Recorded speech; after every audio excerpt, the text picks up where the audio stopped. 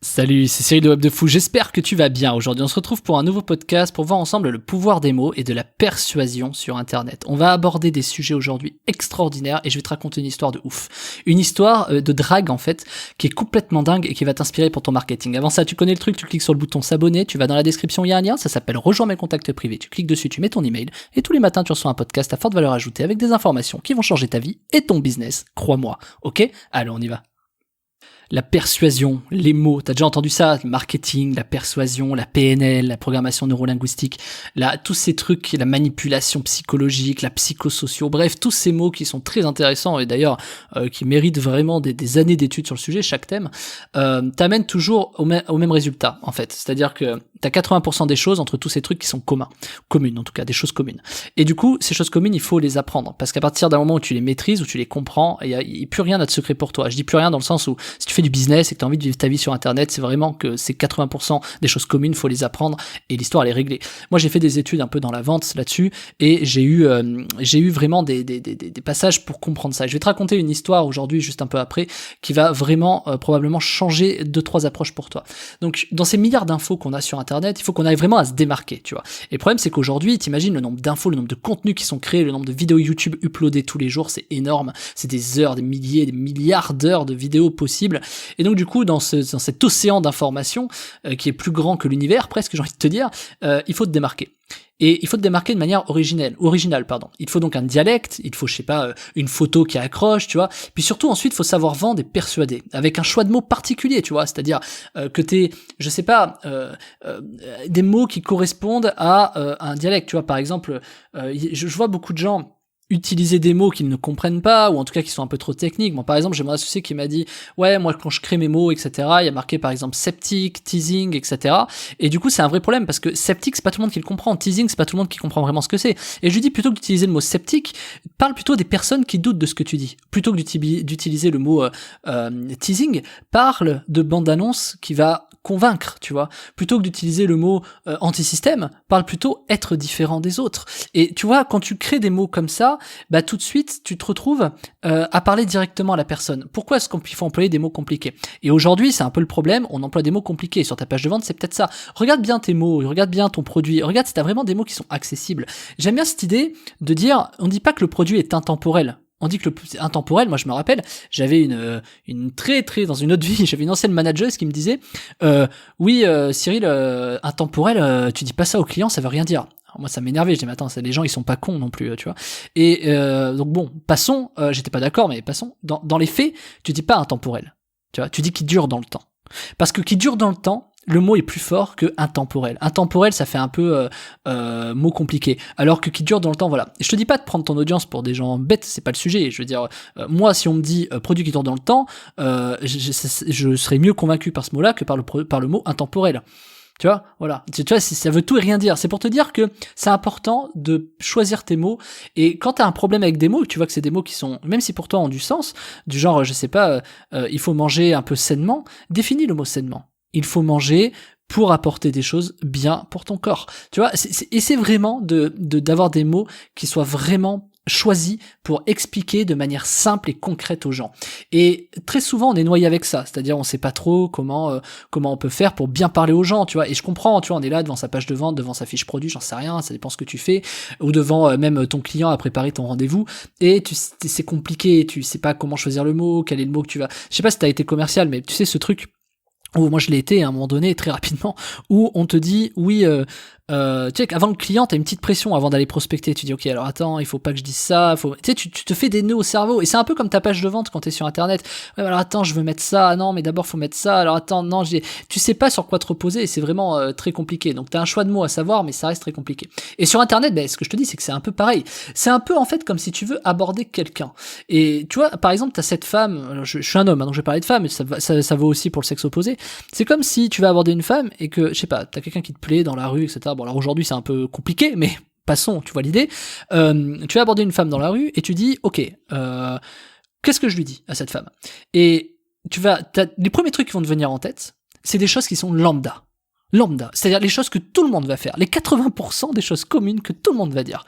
Je sais pas, je vais faire tomber un truc pour lui dire hey, je vais lui dire hey, vous avez pas une cigarette, ou hey, vous connaissez pas le chemin de machin. Tu vas essayer d'engager la conversation à travers un angle qui est tellement commun que de toute façon ça va servir à rien. Donc du coup, à force de réfléchir à ça, le temps que tu réfléchis à ça et à force de le faire, à force que tu te l'ai dit probablement 10 fois ce que je suis en train de te dire si t'es un gars, tu sais, des gens qui abordent pas forcément dans la rue, ou autre part, ça peut être en soirée ou ce que tu veux, parce que je veux pas paraître, c'est rigolo d'ailleurs, je veux pas paraître comme les autres font, mais pourtant tu as les seules pensées que les autres font, sinon tu te poserais pas cette question. C'est ça qui est génial, c'est que du coup c'est la même chose en marketing, et je trouve que cet exemple est important. Alors si t'es une femme, c'est pareil, tu te dis oui j'aimerais bien, lui il me plaît, je sais pas comment l'aborder, puis bon peut-être que je l'intéresse pas. Alors t'as vu, déjà c'est pas les mêmes vecteurs, mais passons, peut-être que je l'intéresserai pas, puis qu'est-ce que je lui dis, toi c'est le même problème. Alors voilà, et c'est pour te dire que c'est compliqué. Et paradoxalement, un homme va dire bah si vas-y machin, et une femme va dire bah si vas-y machin. C'est ça qui est hyper extraordinaire. Et du coup ton vrai problème c'est que t'as pas en fait juste créé une trame. Moi un jour je me suis amusé, et c'est pas des conneries, j'étais au lycée, je me suis amusé à créer une trame, je suis un taré sur ça, enfin sur les process en tout cas, les méthodes. J'ai créé une méthode en fait c'est pas de drague, mais c'est presque ça, c'est-à-dire j'avais genre 10 accroches, j'avais genre 10 argumentaires en disant ok si c'est cette accroche je peux mettre ça, en fonction de ce qu'elle me dit je peux rebondir.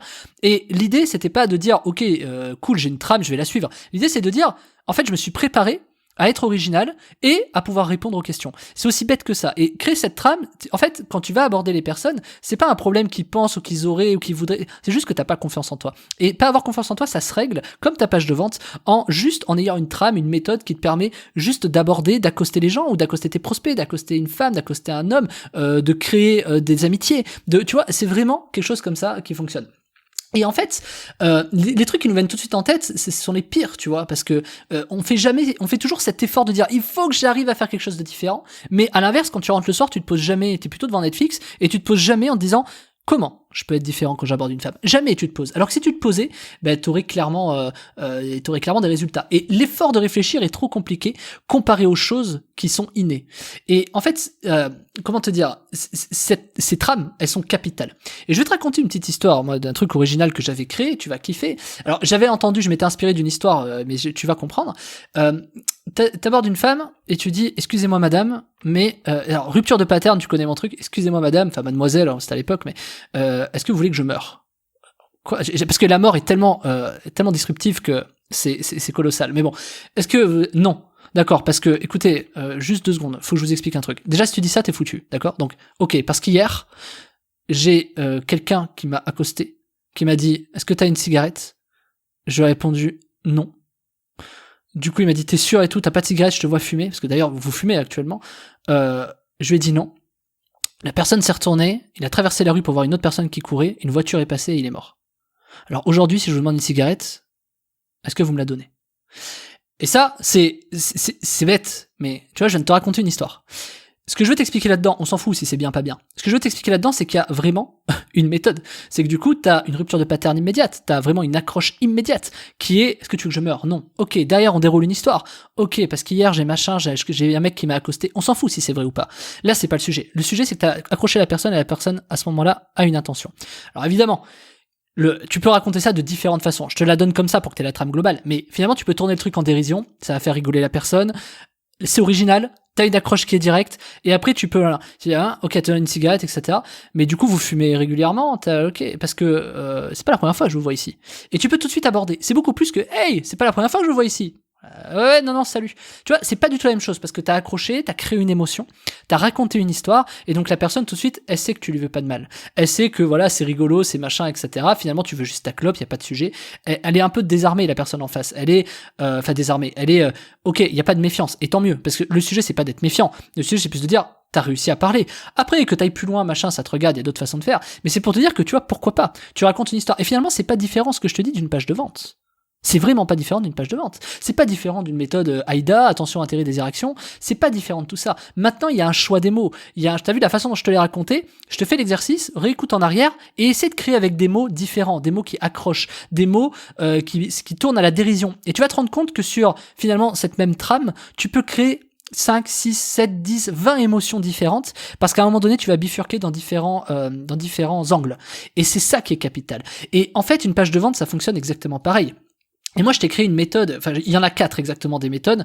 Il y a 4 méthodes que je t'ai créées dans la formation qui s'appellent Copywriting Web de Fou, les secrets des pages de vente rentables. C'est quelque chose qui est extraordinaire pour moi. C'est quelque chose qui me suit depuis longtemps, qui marche encore aujourd'hui et qui marchera probablement dans 10, 20, 30, 50 ans encore. C'est des méthodes qui vendent de manière colossal, on tourne entre, ça va dépendre des produits, etc. Et si tu fais un bon titre et tout, mais ça va tourner entre 10% et 40% de vente, c'est énorme. Je connais pas beaucoup de personnes qui peuvent se targuer d'avoir 40% de vente. Ben, moi, j'ai cette méthode qui me fait 40% de vente. Il y a des méthodes qui sont plus ou moins longues. J'ai un plan en 55 étapes et j'ai une trame en 55 étapes. J'en ai d'autres en 20 étapes, j'en ai une autre en 15 étapes. Bref, il y a différentes trames sur lesquelles tu vas t'identifier. J'ai des trames faciles, j'ai des trames plus ou moins moyennes, des trames avancées pour les personnes qui souhaitent, en tout cas, créer des pages de vente qui sont rentables. J'ai des outils, je t'ai préparé des outils, enfin franchement il y a tout quoi, je vais pas te refaire le débrief, hein, t'écoutes le podcast de lundi et tu auras toutes les infos, mais c'est pour te dire que oui, il y a tout ce qu'il faut pour que, je sais pas, 2 heures après, un jour, 2 jours après, tu puisses te concentrer devant ton ordi, que tu fasses une page de vente et que ce soit hyper rentable sur toi. J'ai tout, je te mets tout, il y a tout, c'est accessible. Je l'ai même donné à mon associé qui connaît rien en copywriting machin. Il m'a dit oh putain mais ouais clairement la trame elle est énorme, c'est comme ça alors que tu fais pour machin tout ça. Et il a très vite compris parce que bon on est associés mais on a chacun sa partie. C'est pour te dire que il avait pas capté le truc. Oh quand il a vu le bordel il a dit mais what the fuck. Et oui bien sûr les trames sont tellement puissantes quand tu sais comment t'y prendre. Repense à ce que je viens de te dire sur la cigarette machin etc. Tu vas comprendre la trame elle est simple, il suffit juste de savoir l'exploiter et c'est ce que je t'explique dans la formation, ça s'appelle Copywriting Web de Fou, les secrets de page de vente, t'as des outils, t'as des méthodes, je te raconte même une histoire dedans, je te raconte même des bouquins qui m'ont inspiré, etc. Je te montre des exemples, je te montre tout. En fait, c'est tellement concret que tu ne peux pas ne pas vendre après avoir eu cette formation. Je déconne pas, tu ne peux pas ne pas vendre après avoir eu cette formation. Donc, je suis dispo sur WhatsApp, tu connais le truc, donc hésite pas. En tout cas, c'est la fin de ce podcast, tu peux cliquer dans la description, ça s'appelle Copywriting Web de Fou, les secrets des pages de vente rentables, tu cliques dessus, on se rejoint de l'autre côté, je te dis à tout de suite, Martin.